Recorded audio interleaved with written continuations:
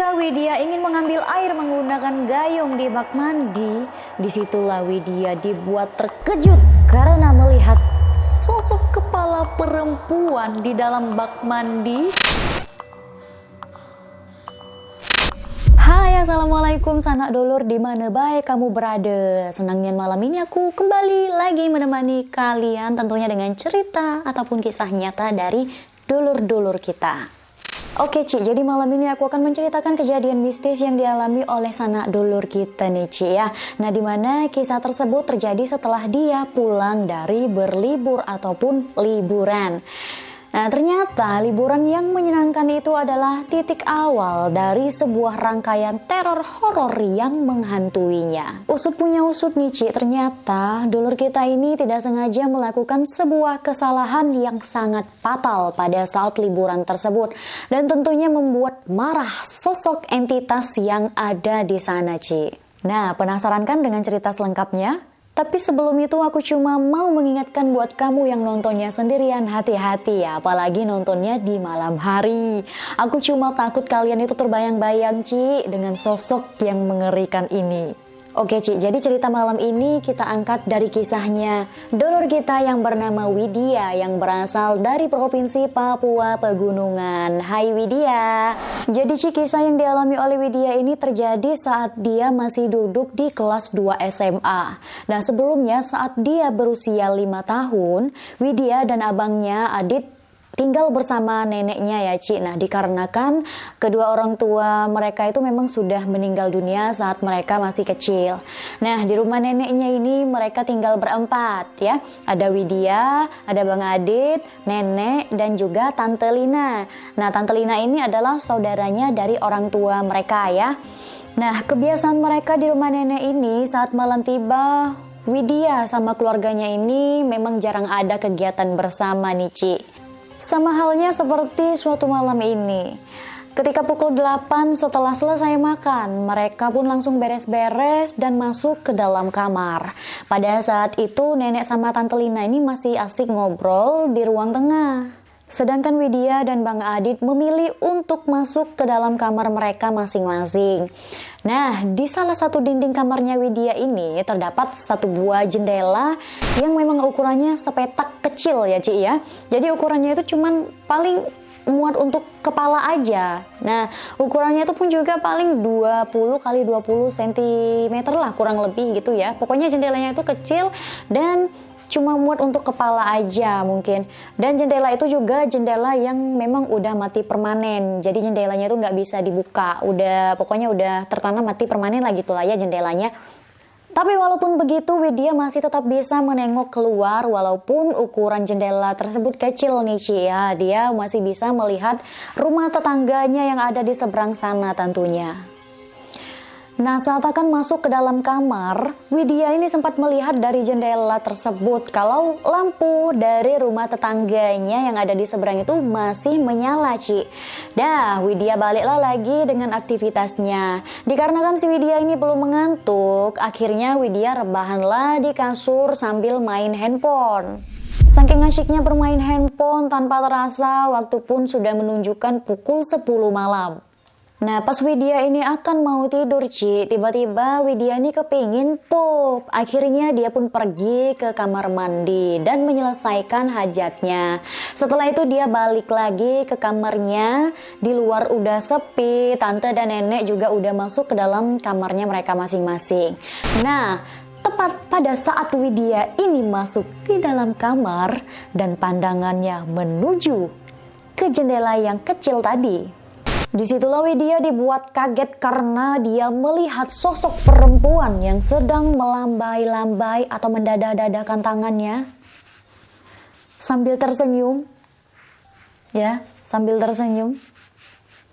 Tapi yang membuat Widya lebih ketakutan lagi, Widya melihat bibir perempuan itu lebar kali senyumnya. Saking lebarnya sampai ke sudut mata nih, si bibirnya perempuan itu sampai ke sudut mata, bukan lagi sampai ke kuping, bukan ya Ci ya. Nah, seketika badan Widya pun nge-freeze, nggak bisa digerakkan Ci.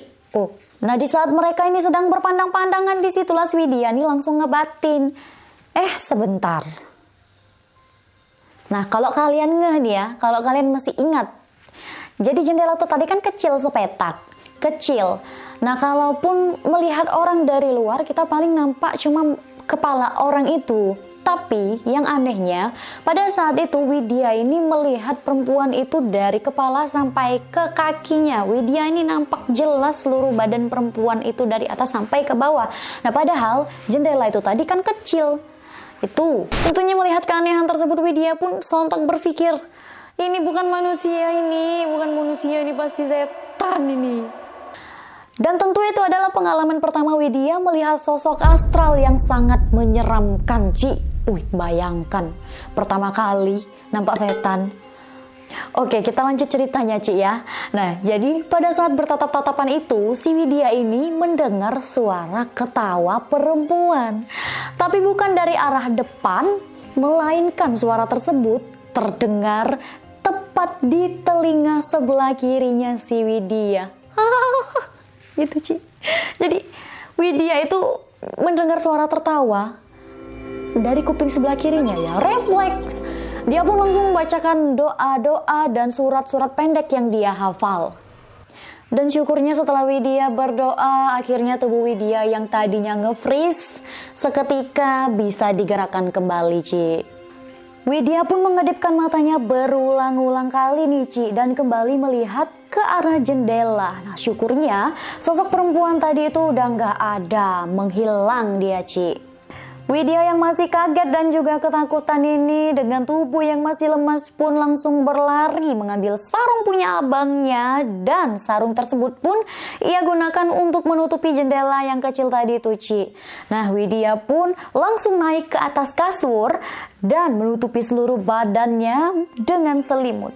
Dan Widya pun langsung membacakan doa-doa. Di dalam hati Widya mengatakan, jauhkan setan-setan itu ya Allah, jauhkan ya Allah, ya Allah, ya Allah, ya Allah. Nah, masih dalam keadaan ketakutan, si Widya ini rencananya mau langsung tidur, Ci. Dan Widya berpikir, nampaknya penampakan yang ia lihat tadi itu sudah berakhir. Akan tetapi dugaan si Widya itu salah besar.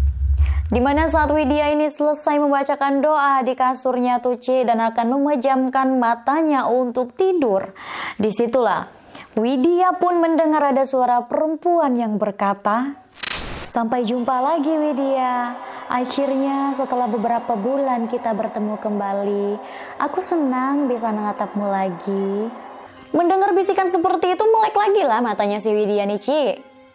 Dan kali ini Widya betul-betul ketakutan dan gak berani lagi untuk tidur sendirian. Akhirnya pada saat itu juga Widya pun beranjak dari kasurnya, berlarianlah dia menuju ke kamarnya si nenek. Akhirnya Widya pun memutuskan untuk tidur nih bersama nenek di kamarnya nenek ya. Dan ketika sampai di dalam kamarnya si nenek ini pun bertanya dengan si Widya, "Lah, kenapa kamu tidur di sini?" "Gak apa-apa, Nek, pengen aja aku tidur sama nenek." "Alah, sayang nenek, dah yuk tidur yuk, bobok dah." Udah, akhirnya tidurlah si Widya dengan nenek pada malam itu. Nah, Widya ini sendiri gak berani untuk bercerita ke nenek pada saat itu, Ci, karena memang rumah tersebut tidak pernah ada yang aneh-aneh, gak pernah ada penampakan tuh. Malam itulah baru ada keanehan, baru ada penampakan, sampai si Widya tuh ketakutan tidur sama nenek malam itu.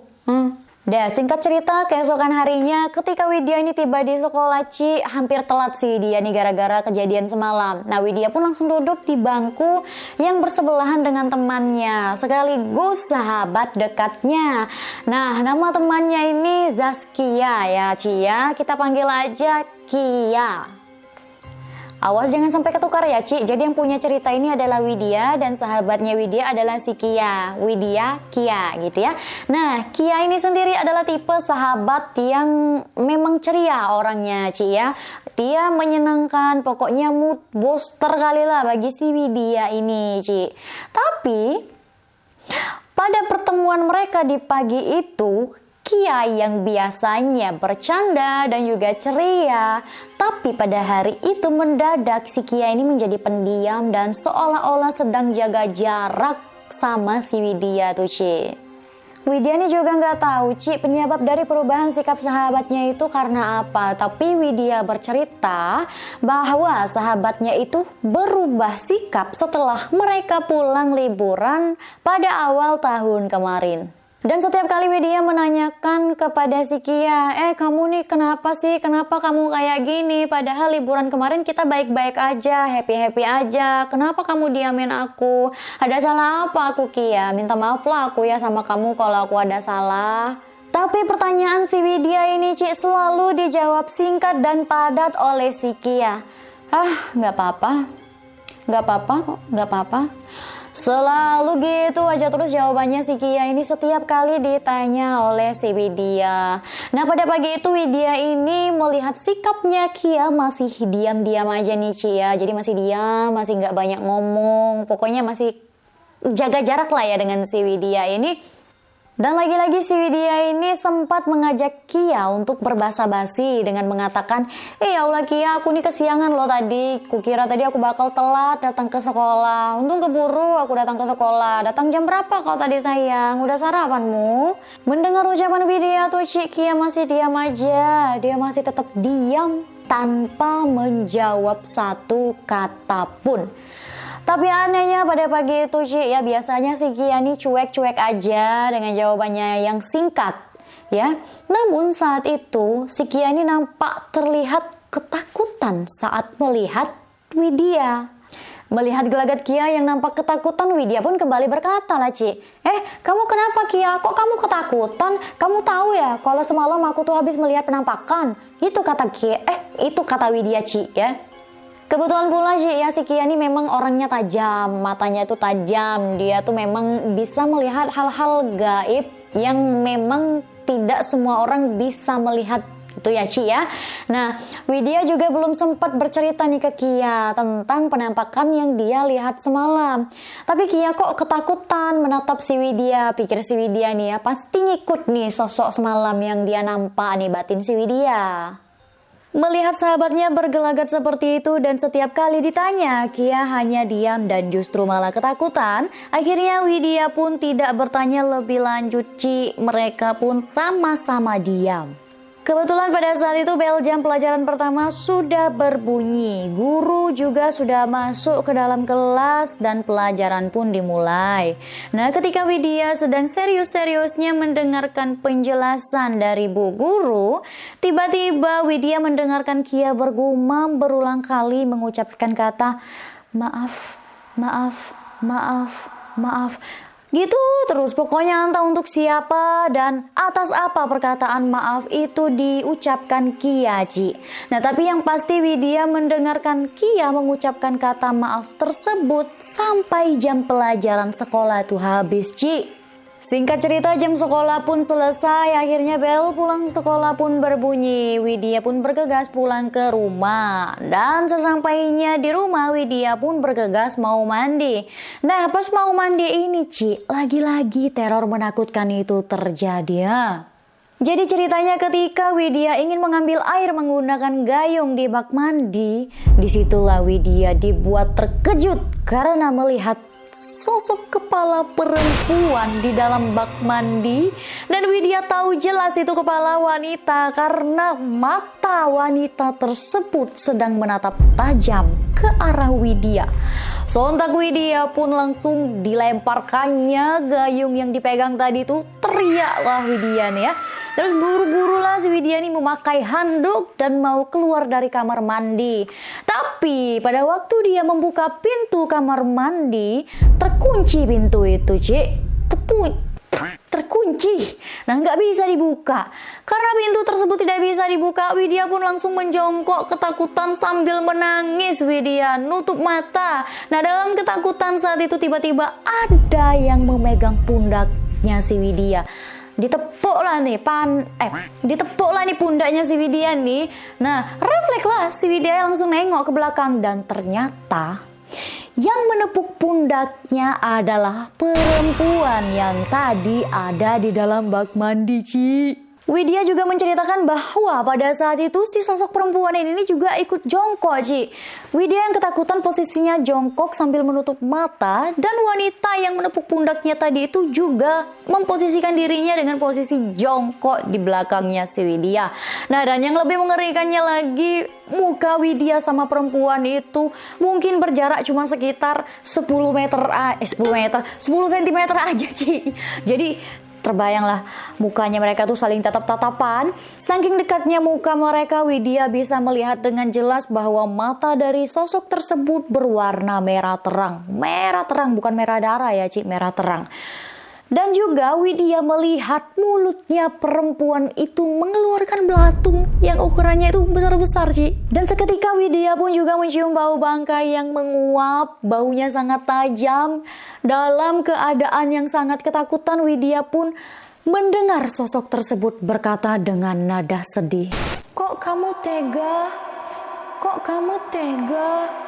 Kenapa? Setelah mendengar perkataan sosok tersebut, Widya pun langsung tak sadarkan diri, Ci. Pingsan Widya tuh dalam kamar mandi yang terkunci tadi. Dan entah berapa lama si Widya ini pingsan, Widya juga nggak tahu, Ci. Akan tetapi ketika si Widya ini sadar, Widya sudah berada di dalam kamarnya Tante Lina, Ci. Nah, pada saat itu Tante Lina ini ada di sampingnya si Widya. Dan kebetulan pada saat si Widya ini sadar, nenek dan juga Bang Adit itu tidak ada di rumah. Melihat Widya yang sudah siuman, Tante Lina pun bertanya kepada Widya. Kamu kenapa? Kamu kenapa tiduran di depan kamar mandi? Udahlah nggak pakai baju, telanjang bugil kayak gitu. Nanti kalau dilihat Bang Adit gimana? Itu kata Tante Lina, Ci. Nah, kita putar ulang ke belakang lagi nih. Padahal tadi kan posisinya Widya ini ada di dalam kamar mandi pingsannya, Ci. Nah, gara-gara pintunya terkunci, nggak bisa dibuka kan? Jadi pingsanlah dia di dalam. Tapi kenapa Tante Lina menemukan si Widya ini ada di depan kamar mandi, bukan di dalam kamar mandi, Ci? Nah, mendengar pertanyaan Tante Lina ini, Widya pun langsung teringat kembali dengan semua kejadian menyeramkan sebelum dia pingsan tadi, Ci. Ya, sebelum dia pingsan di dalam kamar mandi tadi. Saking takutnya, Widya pecahlah tangisnya di situ. Sambil menangis ketakutan, diceritakanlah semuanya di situ sama Tante Lina. Tante kok nggak tahu tadi tuh bla bla bla bla bla bla bla bla bla bla. Pokoknya semuanya diceritakan sama Widya. Setelah mendengarkan ceritanya si Widya ini, awalnya tante ini nggak percaya, Ci. Masa sih Widya? Orang rumah kita nggak pernah ada apa-apanya kok. Bener tante, dipukulinnya bunda aku nih sama setan tuh, makanya aku bisa nengok ke belakang. Aku kira siapa yang nepuk tuh, taunya setan tante. Mendengar perkataannya si Widya, tante pun langsung memeriksa pundaknya si Widya yang katanya tadi ditepuk oleh sosok tadi tuh, Ci. Nah, dari situlah Tante Lina ini terkejut dan percaya dengan ceritanya si Widya barusan. Why? Kenapa? Karena di pundaknya si Widya ini terdapat memar menghitam bekas tangan setan tadi tuh, Ci. Tepat di pundaknya Widya ini, bekas memarnya itu ada. Karena takut terjadi apa-apa dengan Widya, akhirnya tante pun berinisiatif mengajak Widya pergi ke rumah Ustadz yang ada di sana. Pergilah mereka berdua ke sana. Singkat cerita, sesampainya di rumah Ustadz, ternyata Ustadz tidak ada di rumah, Ci. Nah, kata orang rumah, Bapak lagi di masjid, Bu, nggak ada di rumah. Mendengar itu bergegaslah mereka ini pergi ke masjid untuk menemui Pak Ustadz. Sesampainya di depan masjid, saat Widya akan melangkahkan kakinya ke dalam masjid, seketika pandangan Widya ini menjadi hitam. Hitam, pingsan lagi si Widya ini, Ci. Entah berapa lama lagi si Widya ini pingsan, akhirnya dia terbangun. Dan disitulah dia melihat ada banyak orang-orang yang mengelilinginya, termasuk nenek dan juga Bang Adit. Setelah Widya sadar, Pak Ustadz ini pun langsunglah menghampiri si Widya dan bertanya, "Siapa namamu?" "Widya, Pak," kata Widya. Sontak orang-orang yang ada di sana pun langsung mengucapkan Alhamdulillah. Nah, ketika itu pun Pak Ustadz berkata lebih lanjut lagi ke Widya, "Nak, "Besok-besok Jangan pernah kamu membuang benda sembarangan ya. Ingat, mau sebagus apapun benda tersebut, kalau ada larangan untuk jangan diambil ya jangan diambil. Seketika Widya pun tidak mengerti apa yang dimaksud oleh Pak Ustadz nih, Ci. Nah, tapi berhubung badannya masih lemas, ya kayak orang yang habis berantem, Ci. Nah, jadi dia iyakan aja nih sama Widya. Oh, iya Pak Ustadz. Nganggu-nganggu aja si Widya nih pokoknya. Singkat cerita, karena Widya nih memang sudah sadar, akhirnya Tante Lina, Nenek, dan Bang Adit pun mengajak Widya pulang ke rumah. Mereka berpamitan kepada Pak Ustadz tadi dan tak lupa juga mengucapkan terima kasih kepada Pak Ustadz. Nah, pada saat akan keluar dari masjid, disitulah Widya melihat beberapa kaca jendela masjid nih pecah-pecah, Ci. Kok pecah? Perasaan tadi pas datang bagus-bagus saja kaca-kaca ini. Selain itu Widya juga notice kalau ada bekas luka cakar di kedua tangan dan juga kakinya Tante Lina, Ci. Walaupun penasaran, tapi Widya ini memilih untuk tidak bertanya karena itu tadi badannya ini masih lemas, masih lelah kali rasanya dia itu ya. Sesampainya di rumah, Widya pun langsunglah disuruh mandi, Ci. Nah, pada saat itu Nenek, Tante Lina, dan juga Bang Adit memang belum menceritakan apapun tentang apa yang terjadi pada saat Widya pingsan tadi. Nah, mungkin mereka ini memang mempersilahkan Widya untuk bersih-bersih dulu gitu ya, Ci. Biar segar kembali dulu si Widya nih. Mungkin baru mereka akan bercerita. Dan mandilah si Widya nih, selesai mandi masuk kamar, ganti pakaian lah si Widya nih. Tidak lama setelah itu Tante Lina pun mengetuk pintu kamar dan berkata, Lydia, udah selesai ganti bajunya. Boleh kami masuk? "Oh boleh teh, udah masuklah." Dah, kemudian masuklah Nenek, Tante, dan juga Bang Adit ke dalam kamarnya si Widya nih, Ci. Tante Lina pun bertanya dengan lembut, Widya, waktu kita liburan kemarin, apa ada benda yang kamu ambil di sana, Nak? Pertanyaan Tante Lina ini membuat Widya ini terdiam sejenak, Ci. Nah, dia ini berpikir keras dan berusaha mengingat semua ketika mereka berlibur kemarin. Dan dalam waktu singkat, si Widya ini pun teringat dan terperanjat kaget, Ci. Wastafirullah Tante, iya ada Tante, ada. Nah, tahan dulu Ci ya, karena di sini aku mau menceritakan tentang liburannya Widya dulu. Dari tadi kan kita nih cerita tentang liburan. Nah, kemana sih mereka nih liburan? Jadi ceritanya pada awal tahun itu Widya sempat pergi berlibur ke suatu daerah. Nah, dia ini pergi berlibur sama Kia, sahabat yang sebangkunya tadi itu, Tante Lina, dan tantenya Kia. Jadi berempat mereka ini, Ci. Pergilah mereka ke pantai sana. Nah, mereka ini berlibur di sana selama beberapa hari. Hari pertama di sana mereka habiskan waktu di hotel aja, Ci, untuk beristirahat. Nah, di hari kedua setelah sarapan di hotel, barulah mereka ini pergi ke pantai yang memang jaraknya nggak terlalu jauh dari hotel itu. Hari pertama di sana mereka menghabiskan waktu di hotel aja nih, Ci, untuk beristirahat. Nah, di hari kedua setelah sarapan di hotel, barulah mereka itu pergi ke pantai yang memang jaraknya itu tidak terlalu jauh dari hotel itu. Dan pantai yang mereka kunjungin ini adalah tempat wisata yang memang sangat populer, Ci. Sehingga banyak sekali pengunjung yang datang ke sana. Selama di pantai mereka ini sangat seru kali untuk bermain air, berlarian di atas pasir, dan mengumpulkan kerang-kerang di sana, Ci. Saking asyiknya mereka mengumpulkan kerang, tanpa terasa mereka berdua ini udah sampai di ujung jauh kali, Ci, tempat mereka ini berada, yaitu tepat di ujung. Tempatnya itu banyak batu-batuan gitulah, Ci ya. Nah, di antara batu-batuan itu mereka tanpa sengaja melihat ada sebuah guci dari tanah liat yang berukuran lumayan besar lah ya, Ci ya. Nah, melihat guci itu si Kia ini pun langsung berkata, Widya, kita pakai guci itu aja yuk untuk naruh kerang-kerang ini. Kerang-kerang kita kan banyak, nggak muat lah tangan kita kalau dipegang kerang-kerang nih. Kita masukkan aja ke dalam guci itu. Widya ini sebenarnya sepakat-sepakat aja, Ci. Dan Widya pun langsung mengambil guci itu. Tapi pada saat akan mengambil guci tersebut, Widya ini sempat melihat di samping guci itu ada tulisan di permukaan batu, ya tepat di samping guci itu bertuliskan jangan diambil. Waktu itu Widya ini sempat mikir, Alah, tulisan itu kayaknya kerjaan orang iseng aja ya. Karena tulisannya tuh macam ditulis asal-asalan aja gitu, Ci. Ditulis pakai batu. Nah, makanya si Widya ini tetap mengambil guci tersebut. Dan dimasukkanlah kerang-kerang tadi ke dalam guci itu. Kemudian mereka pun pergi dari tempat bebatuan itu. Dibawanya lah guci itu. Diabaikan mereka tulisan tadi, Ci. Tulisan yang jangan diambil tuh. Diabaikan mereka. Dah, lanjut. Mereka pun menemui tante mereka untuk makan bersama. Nah, setelah makan, Tante Lina nih melihat Widya membawa guci tadi, spontan berkata, "Guci apa itu, Nak? Janganlah dibawa, nanti malah menu-menuin tempat. Udahlah, buang aja sana guci tuh." Nah, pada saat itu si Widya ini memang gak ngebantah ucapan si tantenya, Ci. Jadi Widya ini juga mikir, iya juga ya, ngapain aku bawa guci ini?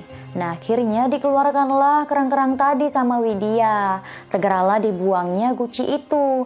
Tapi bukan dilempar. Niat hatinya si Widya ini pada saat itu gucinya ini mau diletakkan secara perlahan, Ci.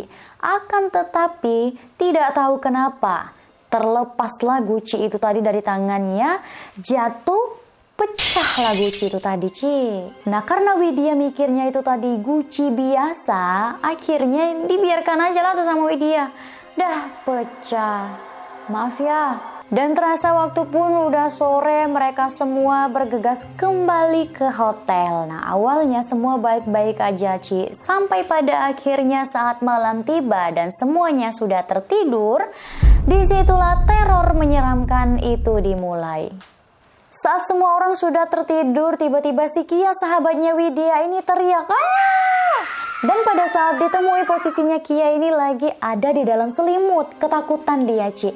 Melihat Kia yang ketakutan itu, Tante Lina dan juga tantenya si Kia pun bertanya, "Kia, ada apa? Kenapa teriak-teriak tuh?" Di situ dengan suara yang bergetar, Kia pun bilang nih, Ci, "Tante, tadi aku mimpi Widya nyekek aku. Widya tuh kayak lagi marah sama aku. Sambil bilang, 'Kenapa kamu suruh aku ambil rumah dia? Kenapa? Kenapa? Aku takut, Tante.'"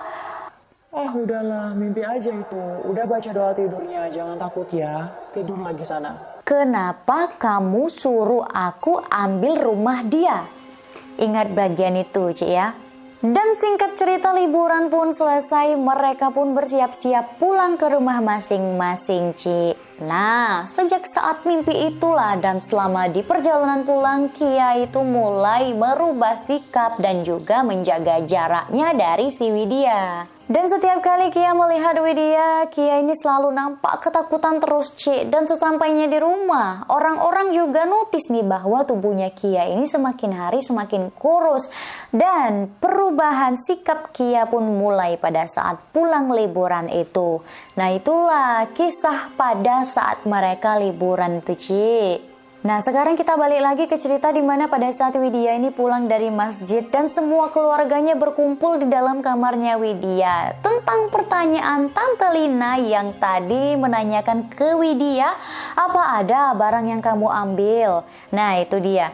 Si guci itu tadi, Ci. Guci yang pecah berkeping-keping tadi tuh, guci yang terbuat dari tanah liat. Itu barangnya. Mengetahui jawaban itu, Tante Lina pun langsung berkata ke nenek, "Nah kan Bu, betul kan kata Pak Ustadz tadi? Kamu tahu Widya, sebenarnya ketika kamu pingsan tadi itu kamu lagi kesurupan. Lihat nih, tangan tante kamu cakar-cakar, semua barang yang kamu lempar, mik masjid kamu lempar, meja kecil orang ngaji kamu lempar semua mengenai kaca. Nah, makanya pecah-pecah semua tuh kaca di masjid tadi. Besok nenek tuh yang gantinya tuh. Kami juga terkejut, tiba-tiba aja kamu itu kesurupan sebelum masuk ke masjid tadi. Kamu juga tuh langsung diruqyah. Nah, setelah diruqyah akhirnya kamu pingsan." Nah, di momen Widya pingsan inilah Pak Ustadz bercerita banyak ke Tante Lina ini tadi, Ci. Jadi ceritanya berdasarkan penglihatan Pak Ustadz. Ternyata dulu Di pantai tempat mereka liburan kemarin itu ada seorang perempuan yang dihilangkan nyawanya oleh suaminya sendiri, Ci. Nah, konon katanya tubuhnya perempuan itu dikuburkan tidak jauh dari sana dan kepala perempuan itu ditaruh di dalam guci yang pecah tadi. Ya udah, guci yang tadi yang terbuat dari tanah liat yang diambil oleh si Widya dan juga si Kia yang buat tempat kerang mereka tadi tuh, Ci. Nah, mereka kan nggak tahu apa alasan kenapa badan dan juga kepalanya si perempuan ini dipisah seperti itu. Badan dikubur, kepala di dalam guci. Mereka tidak tahu alasannya apa, tapi yang pasti itu yang dilihat oleh Pak Ustadz dalam penglihatannya, Ci. Nah, usut punya usut, ternyata guci tersebut dibiarkan tergeletak begitu saja di pantai itu selama bertahun-tahun. Sampai pada akhirnya pada suatu hari saat guci itu diperiksa entah dari pihak kepolisian atau dari warga setempat, secara mengejutkan, kepala yang ada di dalam guci itu menghilang secara misterius. Entah ada yang ngambil, entah hanyut, entah apa, pokoknya hilang begitu aja nih, Ci ya. Nah, tapi walaupun kepala itu menghilang, banyak warga yang mempercayai bahwa guci itu sudah dianggap rumah oleh arwah wanita tersebut. Nah, lalainya pada saat itu Kia dan juga Widya yang menemukan guci itu. Gucinya itu malah jadi nggak sengaja pecah. Nah, dari situlah konon katanya sosok tersebut pun menjadi marah nih sama Widya, Ci. Apalagi saat gucinya itu dirusak. Sosok itu pun belum menemukan tempat baru untuk dijadikan rumah barunya. Nah, gara-gara itulah kenapa sosok tuh tadi ngikutin si Widya, mau balas dendam ceritanya dia tuh, Ci. Tapi untungnya si Widya ini cepat diruqyah. Dan setelah diruqyah akhirnya sosok tersebut pun tidak bisa mengganggu si Widya lagi. Udah diputus sama Pak Ustadz ya.